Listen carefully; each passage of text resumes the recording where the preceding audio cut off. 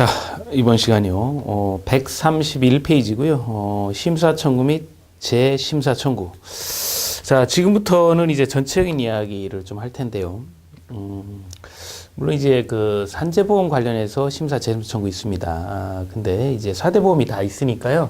자, 지금부터 이제 포괄적인 이야기를 하도록 할게요. 자, 심사 청구하고 재심사 청구. 지금 이제 내용을 보니까,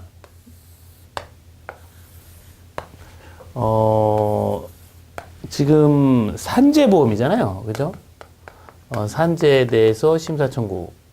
대표적인 게, 요양급여라든지, 장애급여 많습니다. 이런 부분이 이제 심사 청구 사유가 되는데, 심사 청구는 공단에 합니다. 공단. 거기 그렇게 써 있죠? 심사 청구는 공단에 심사 청구를 할 수 있다. 이렇게 나와요. 이 공단은, 근로복지공단을 얘기합니다. 담당하는 곳이 근로복지공단이고요. 여기에 심사 청구를 합니다. 그러면 이제 보험급여 결정이 어떻다라는 부분들이 이제 결정이 되겠지요. 그래서, 이제 요 결정은, 그러니까 요 신청을 언제 하냐면, 어떤 예를 들어 급여 결정이 있다. 그럼 그 날로부터 이제 내가 2급이다, 4급이다. 그럼 결정이 이제 나한테 통보가 되잖아요. 그럼 그 사실 안 날로부터 90일 이내에 해야 돼요. 그러니까 안 날로부터 90일 이내에 근로복지공단에 이렇게 하도록 합니다. 그러면 좀 부당하다 이렇게 이야기가 될 수 있으니까 빨리 이제 이걸 그 심사 청구를 해야 돼요. 그래서 그 접수를 받으면 공단에 5일 이내에 이제 이렇게 보냅니다. 그러면 이제 공단에서 어떤 결정을 내리겠죠. 근데, 요거는 행정심판 대상은 아니에요. 행정심판 대상은 아니다라는 겁니다. 그래서, 이렇게 이제 정리를 했고요. 요게 이제 이게 네 가지를 다 하니까 조금 어려울 수 있어요. 그래서 이제 여기 나와 있는 것처럼 안 날로부터 90일 이내에 해야 되는데 행정심판 대상이 아니다. 이런 내용들을 추가적으로 정리를 이제 다 한 다음에 합니다. 그 다음에 이제 이 재심사 청구는 어디다 하느냐, 이렇게 130페이지에 보니까 심사 청구에 대한, 2번 재심사 청구 1번이요. 심사 청구에 대한 결정에 불복하는 자는 산업재해보상보험 재심사위원회 재심사 청구를 할 수 있다. 재심사 청구는 어디다 하느냐 하면, 산업재해보상보험 재심사위원회에 이렇게 재심사 청구를 할 수 있다라는 겁니다. 자, 이것도 마찬가지로 결정이 있음을 안 날로부터 90일 이내에 제기를 하는데요. 자, 요런 형태가 산재만 있는 것이 아니고, 고용보험도 있을 수 있고요. 국민연금이나 건강보험도 있을 수 있습니다. 그래서 요 이제 각각의 경우에 이제, 찾아서 보면, 고용보험의 경우는 쭉 넘기면 이게 이제 포괄적으로 나와 있는 부분이라서 고용보험은 141페이지에 있어요. 141페이지. 그래서 이게 이제 뭐라고 표현되어 있냐면 심사 청구 및 재심사 청구 이렇게 되어 있는데 이제 이걸 이제 정리를 해보면 이런 얘기입니다. 고용보험의 경우는 이 공단은 그 근로복지공단을 얘기하고 근로복지공단 내 고용보험 심사관에게 하라 그럽니다. 거기 나와 있는 것처럼 심사관에게 해라. 이렇게 표현하고 있죠. 심사관에게 해라. 자, 그리고 재심사 청구는 고용보험과 관련해서 지금 이제 이 심사관에게 있기 때문에 재심사 청구를 어디다 하냐면 고용보험 심사위원회에 해요. 정리를 해보면 그렇습니다. 건강보험은 심사청구를 이의신청이라는 표현을 쓰고 있고, 요 이의신청은 어디다 하냐면, 공단에 합니다, 공단. 공단이 이제 국민건강보험공단을 얘기를 하죠. 국민건강보험공단. 재심사청구는 어디다 하냐면, 이런 그 건강보험 분쟁만, 이렇게 다루는 곳이 있어요. 그래서 요거는 이제 건강보험 분쟁조정위원회라는 곳이 있습니다. 여기에 그러니까 요거는 이제 재심사 청구라고 안 하고 요거는 이의 신청에 대한 심판 청구다 이렇게 표현을 해요. 그래서 심판 청구는 여기다 하고 국민연금 심사 청구는 공단에 합니다. 이 공단은 국민연금공단이 되겠죠. 그리고 재심사 청구는 국민연금 재심사위원회에 해요.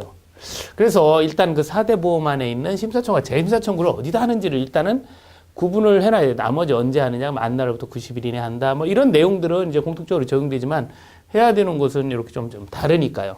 근데 이것도 공통점이 있습니다. 잘 보시면 이 심사 청구나 이 이의 신청은 1차적인 성격을 갖잖아요. 이건 다 어디다 하느냐? 공단. 해당 공단에 하는 거예요. 이것도 공단에 하는데 공단 내 심사관에게 직접 하는 것 뿐이지. 그죠? 이렇게 이제 1차적인 공단에 하고 공단 처분에 대해서 재심사 청구한다. 그럼 다 어디 하냐면 재심사위원회 하는 거예요. 재심사위원회 합니다. 재심사 청구는. 근데 건강보험은 양이 많아서 별도의 조정기구가 하나가 있다는 거고요.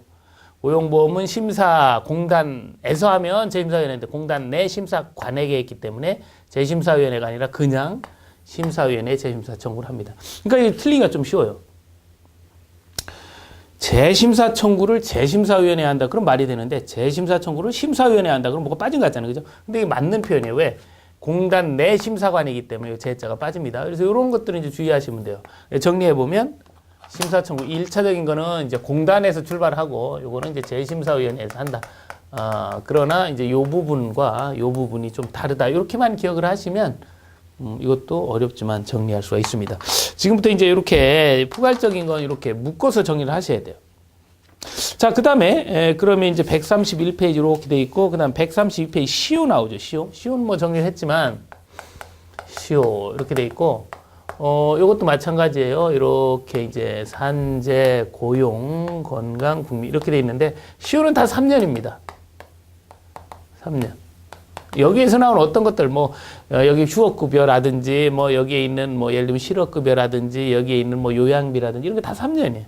여기 3년인데, 여기는 5년짜리가 딱 하나 있어요. 5년짜리. 그래서 국과수과 이렇게 국과수가 이렇게 표현한다 그랬어요. 요 내용이 뭐냐면 여러분들 그 몇 페이지를 잠깐 보시냐면 네, 159페이지를 보시면 이게 국민연금인데요. 그 시효 이야기를 하면서 연금보험료 9번입니다. 환수금 그 밖에 법에 따른 징수금을 징수하거나 환수할 공단에 걸리죠. 이 징수하는 건 공단에 걸리는 3년인데 급여를 받거나 과호납금을 받을 수 있는 수급권자 가입자 등의 권리. 그러니까 국민연금에 있어서 과호납금을 받을 수 있는 수급권자나 가입자에 걸린 몇 년이다? 5년이다. 그 얘기죠. 이렇게 기억을 하시면 돼요. 요거 하나만 5년, 나머지 다 3년입니다. 그래서, 이렇게 기억을 하는 거죠. 국가수의 어떤 그 정밀 감식을 이렇게 의뢰를 하면 쉽게 오진 않죠. 오래 걸리죠. 다른 거에 비해서 오래 걸립니다. 이렇게 시효를 정리하시면 될 것 같아요. 자, 그 다음에 이제 고용보험 이야기가 이제 132페이지에 나오는데, 이쪽에서 이제 보도록 하죠. 고용보험입니다.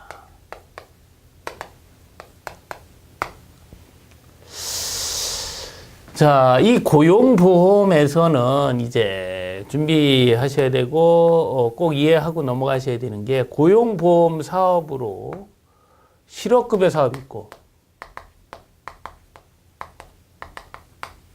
그리고 고용안정사업, 직업능력 개발사업이라는 것이 있습니다. 이제 이 내용은 이제 여러분들 그 교재에 이렇게 넘기시면 고용보험 사업 135페이지 나오고요. 그래서 여기 이제 사업의 종류가 이렇게 나옵니다. 요거에 대한 이제 비용 부담 이야기를 이제 진행을 하려고 그래요. 자, 그러면 요 고용보험 사업, 뭐 실업급여 사업, 뭐 육아휴직 사업, 뭐 여러 가지가 있는데 이거에 대한 비용은 이제 어떻게 부담을 시키는지 이야기를 좀부터 볼게요. 보험료입니다. 이 실업급여 사업의 보험료는 근로자하고 사업주가 이렇게 이제 반반씩 내요. 근로자가 반을 내서 그 실업급여 재원을 씁니다. 이 실업급여라고 하는 것은 우리가 이제 뭐 직장 그만두면 실업급여 대상이다. 뭐 구직 실업 인정받아서 실업급여 받는다. 이렇게 표현하는데 구직 활동을 할 때 이렇게 받는 급여는 구직급여라고 하고요. 그게 다 이제 실업급여의 종류입니다. 직업을 찾기 위해서 막 노력했다 그러면 이제 광역 구직 활동비나 또 뭐 이사까지 갔다 그러면 이주비나 뭐 이런 것들이 이제 실업급여 사업의 재원으로 이제 충당이 되는 거죠. 그리고 고용안정사업이나 직업능력개발 사업의 경우는 전에 다 사업주가 100%를 부담을 합니다. 뭐 이렇게 50%. 네, 이렇게 부담을 하죠. 자, 그러면 이제 여기서 우리 이제 사무관리는 관리사무소 관리니까 소장님 입장에서는 뭐 사업주가 내는 건 신경 쓰실 필요가 없는데 얘는 좀 신경을 써줘야 되죠. 근로자가 50% 내는데, 그쵸. 이 돈을 이제 언제까지 내는 건지, 또 이 돈을 내면 어떤 혜택이 있는지, 뭐 이런 것들을 이제 봐야 되잖아요. 자, 그럼 우선 이 혜택적인 측면을 먼저 보시면, 근로자가 50%를 내서 실업급여 사업, 당연히 혜택 받아야 되겠죠. 사업주가 100% 내지만 근로자가 고용안정 직업능력 개발 사업을 다 혜택을 받을 수가 있습니다. 그러니까 요것과 요거 차이는 이건 내가 반을 내서 받는 거고 이거는 영원을 내고도 받는 거다 그 얘기. 어쨌든 혜택을 다 받습니다. 이거 이제 구분한 이유는 뭐냐면 이런 경우 때문에 그래요. 이 근로자 예전에는 뭐 65세로 딱 끊었었는데 지금 이제 나이 끊지는 않고요. 이 근로자가 65세 이후에 입사를 했다. 근로자가 65세 이후에 입사를 하거나 아니 자영업을 뭐 개시를 했거나 65세 이후에 그러면 이 분들은 65세 이후에 입사를 하게 되면 실업급여 대상이 아니에요. 이자들이 실업급여 대상이 아닙니다. 그러니까 이자들은 이 돈을 내면 안 된다 그 얘기예요. 이해가시겠습니까? 왜냐하면 이건 이 실업급여 사업은 자기가 2분의 1을 내지 않으면 받을 수가 없어요. 돈을 내야 받는 겁니다. 반을. 그러니까 이 돈을 이 사람들은 이 대상이 아니기 때문에 이 돈을 내지 않습니다. 그러니까 바꿔 얘기하면 고용보험료 중에 실업급여 보험료는 이 65세 이후에 입사한 사람, 65세 이후에 자영업을 개시한 사람, 이 사람들은 돈을 내지 않고 안 내니까 혜택도 못 받는 거죠. 자, 그리고 요 고용안정 직업능력 개발 사업 이야기를 좀 해볼게요. 자, 이거는요, 혜택을 받죠. 혜택을 받는데 영원 내고 해야 돼요. 혜택을 돈 내고 안 받고 그냥 무조건 혜택 받습니다. 그러니까 65세 이후에 입사한 사람도 이건 돈 어차피 안 내요. 옛날에 입사한 사람도 안 내고 이건 다 사업주가 100% 하니까. 그러니까 요 혜택은 어떻게 한다? 받는다. 65세 이후에 입사를 해도. 그러니까 두 개를 구분해서 보셔야 돼요. 이거를 65세 이후에자가 못 받는 이유는 돈을 안 내기 때문에 못 받는 거고. 이건 돈 내는 거 관계없이 받는 거니까 65세 이후 돼도 이렇게 낸다. 좀 어렵죠? 예, 이렇게 이제, 구분을 그래서 반드시, 예, 요자들이 이렇게 이제 나누어서 부담한다라는 걸 구분할 수 있어야 됩니다.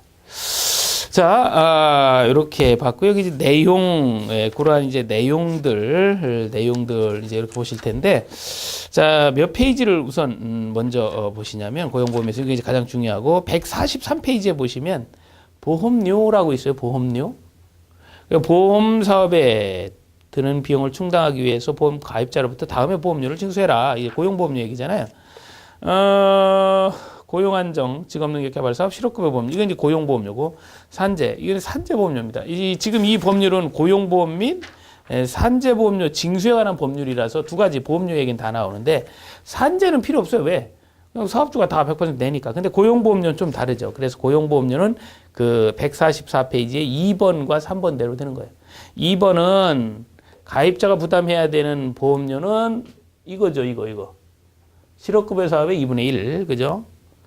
그러나 이거는 65세 이후 자영업 개시한 자는 부담해야 안 해요? 안 하죠. 그게 2번과 3번 이야기를 하고 있습니다. 자, 4번은 사업주가 부담해야 될 건 100% 하고, 그죠? 또 이것도 반 부담해야 되죠? 그래서 거기에 박스 안에 보시면 고용안정, 직업능력개발 사업의 보험료 100% 하고 사업주가 부담해야 되는 거 실업급여 보험료도 2분의 1이 있다라는 겁니다. 그래서 요렇게까지 보험료, 고용보험료를 정리할 수 있으셔야 돼요. 이렇게 정리를 하셔야 됩니다. 자, 그 다음에 이제 자격 취득 상실 이야기를 지금부터 이제 하려고 그래요. 예, 요거는 이제, 148 6페이지 보시면 국민건강보험 이야기를 하는데 일반적으로 이러한 부분들이 이제 시험에 출제됐던 부분이 딱 하나 여기에 있는 자격 취득 상실이에요. 148페이지에 있습니다. 요거를 이제 전체적으로 가지고 이야기를 하려고 그래요. 이 전체적으로 자격의 취득 상실 사업장 입장에서 보면 성립 소멸. 자, 그래서 이 취득 상실의 경우는 개인 사업, 개인의 자격 이야기고 성립 소멸은 이제 사업장 이야기다. 그래서 고용보험 뭐 이렇게 보험료 이야기할 때 성립 소멸 이런 얘기를 하죠. 고용보험의 실업급여 자격의 취득 상실 이런 표현들을 합니다. 이제 언제 하느냐 이제 그 얘기인데요. 자, 요거는 이제 요 네 가지가 좀 이제 포괄적인 개념이에요. 물론 이제 산재 같은 경우는 조금 다릅니다. 산재는 개인이 돈을 내는 게 없기 때문에 개인이 근로자가 내는 게 없기 때문에 이게 없고 전체적으로 이게 이제 어떤 패턴으로 이루어지냐면 요 취득과 성립 요건 이제 그날이에요. 그날 원칙 그날 상실 소멸은 그 다음 날입니다.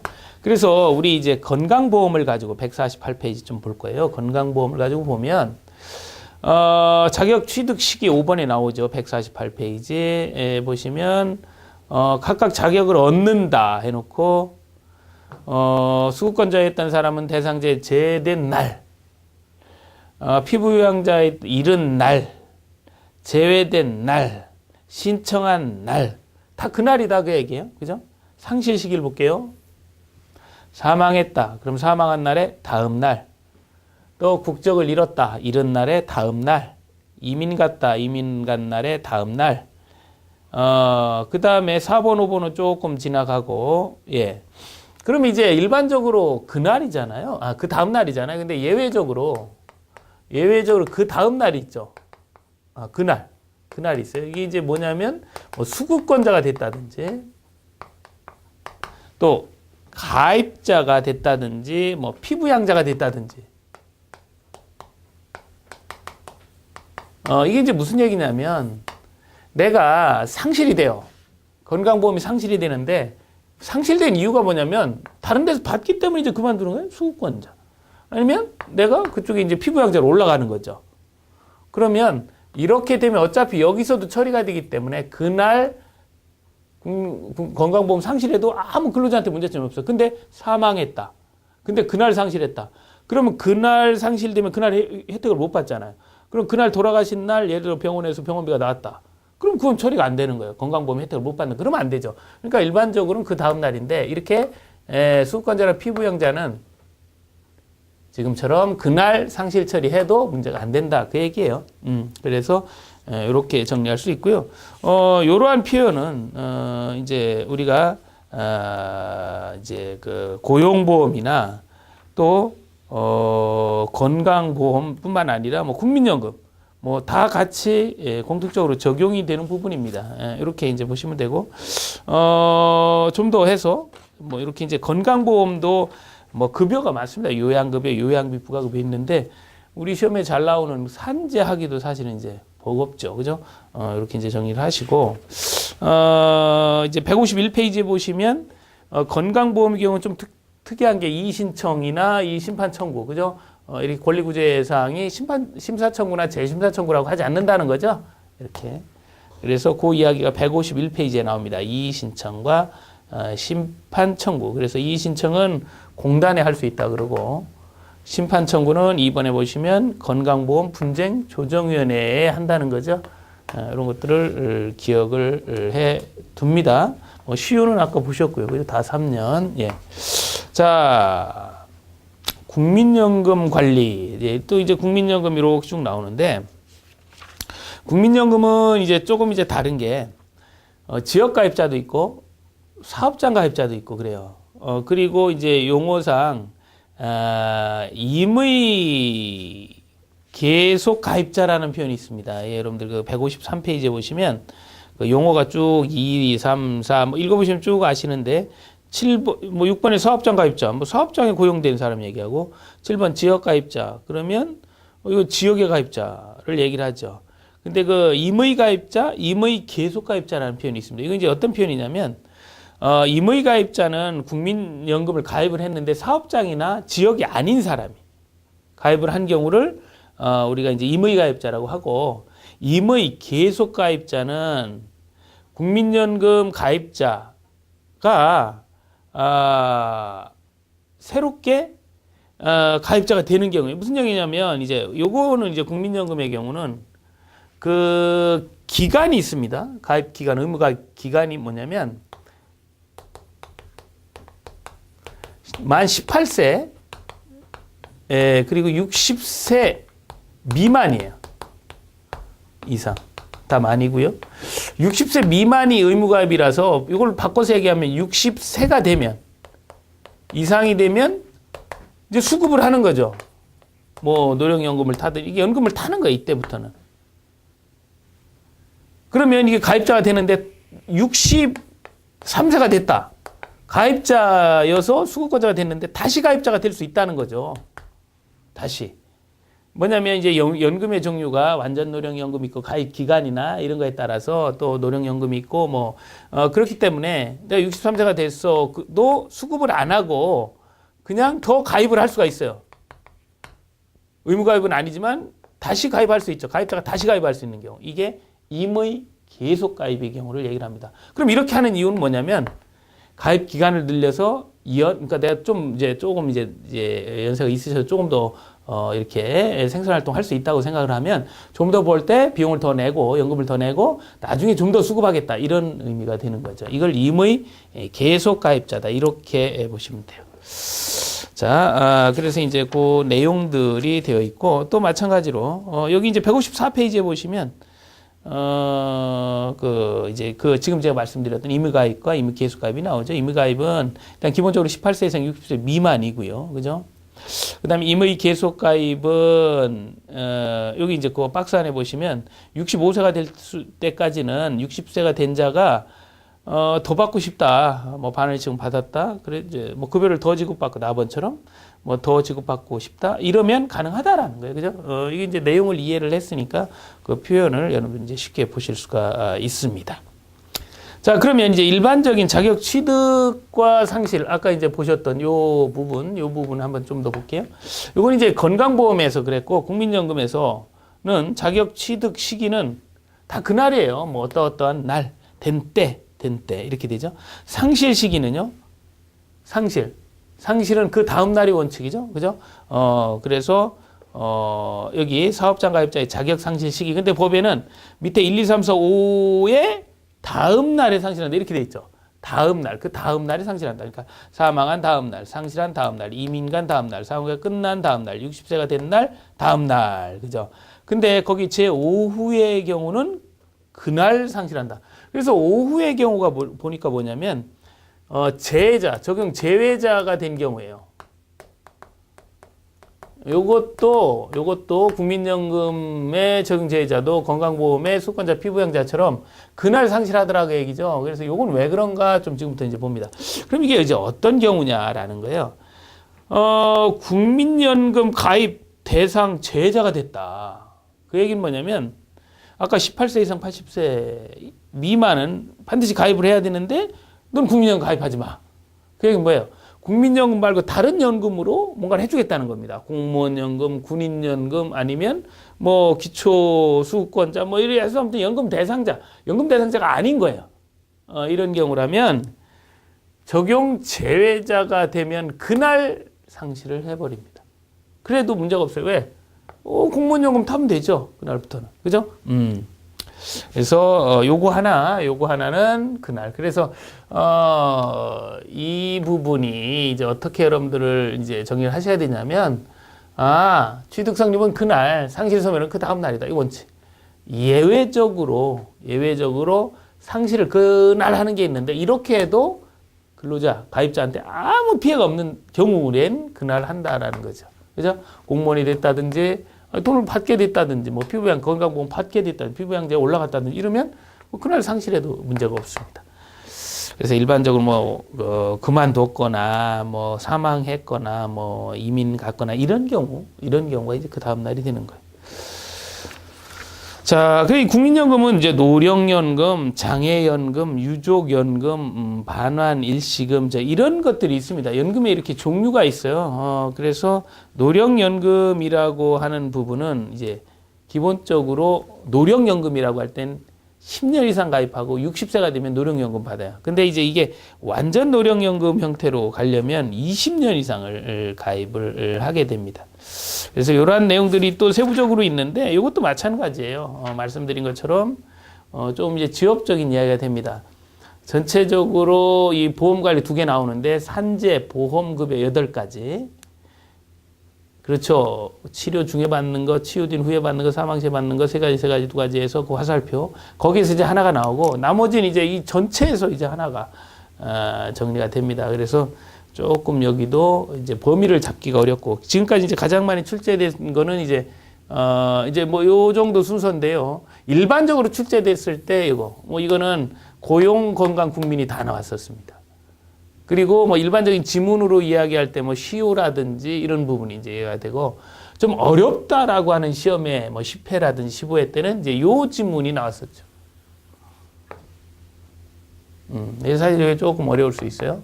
그래서 요 내용을 이제 가장 많이 출제가 됐었으니까 정리하는 것으로 그렇게 하고요. 그 158페이지 심사 청구와 재심사 청구 또 159페이지 시효 여기까지 이제 이렇게 정리를 해서 보험 관리를 이제 정리를 합니다. 이제 보험 관리는 우리가 이제 그 사무 관리에 있어서 앞에 그 노동조합이라든지 또 근로기준법이라든지 하는 부분도 양이 많아서 접근하기가 어렵겠지만 이쪽 부분도 접근하실 때 잘 전략을 짜고 접근하셔야 됩니다. 이거 이제 범위가 제일 넓어요. 다시 한번 이제 접근 방법을 다시 한번 요 사무관리와 관련해서 정리해 드립니다. 자, 이렇게 이제 사무관리 영역이 있어요. 이 사무관리는 관리사무소 관리다 그랬고 이 사무관리는 5문제 정도가 출제가 됩니다. 5문제. 그래서 문서에서 하나, 그 다음에 인사 노무에서 2, 그리고 보험에서 2 이렇게 출제가 돼요.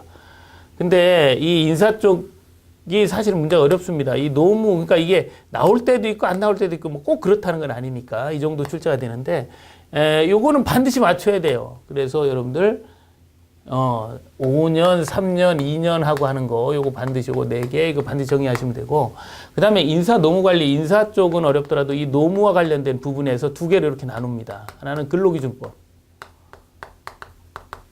기타 이렇게 그리고 보험도 2개로 이렇게 나눠요. 하나는 산재급여 그리고 기타 이렇게 그래서 이제 가급적 접근을 어디로 하시냐면 여기 하나 여기 하나 여기 하나 잘 나오는 것 위주로 3문제 정도 중에서 2문제. 그러니까 한 3문제 정도를 맞추시면 된다. 그러니까 반타작한다라고 접근하셔야 돼요.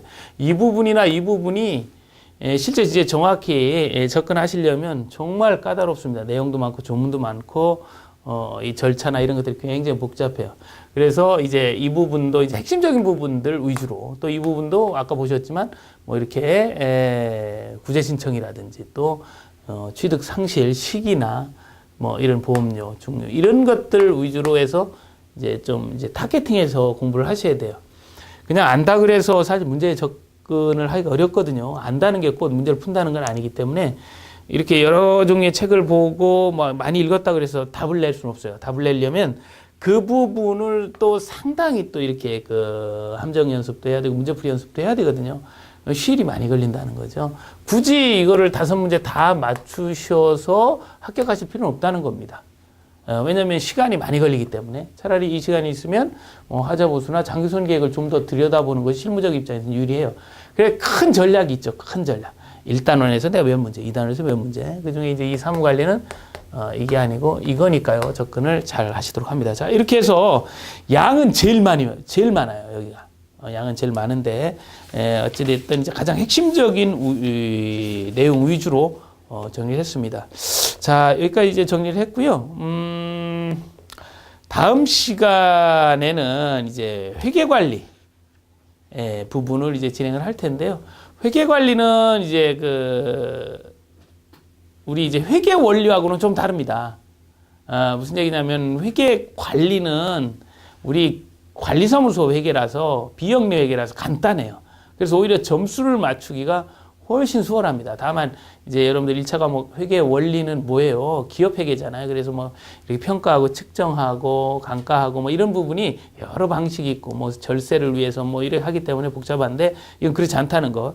그러니까 이제 말씀드리면 이 사무관리에서는 반타작하지만 이제 다음 배울 회계관리에서는 세 문제에서 많이 나오면 네 문제도 나오는데 이 정도 나오면 요거는 다 맞추셔야 돼요. 근데 5문제에서 3문제 맞추는 것하고 3문제, 3문제 맞추는 거 실제 시험이 어떠냐면 이게 훨씬 어렵습니다. 실제 해보시면. 이게 훨씬 쉬워요, 이게. 딱 제한되어 있고, 양이. 규정이 딱 정해져 있고. 이건 굉장히 방대하기 때문에 이게 어려워요. 그래서, 원래 그렇다. 이렇게 하고 접근하시는 거죠. 그래요. 그래 다음 시간에는 요 회계관리 이야기를 해보도록 할게요. 자, 그러면 이제 다음 시간에 뵙겠습니다. 수고하셨습니다.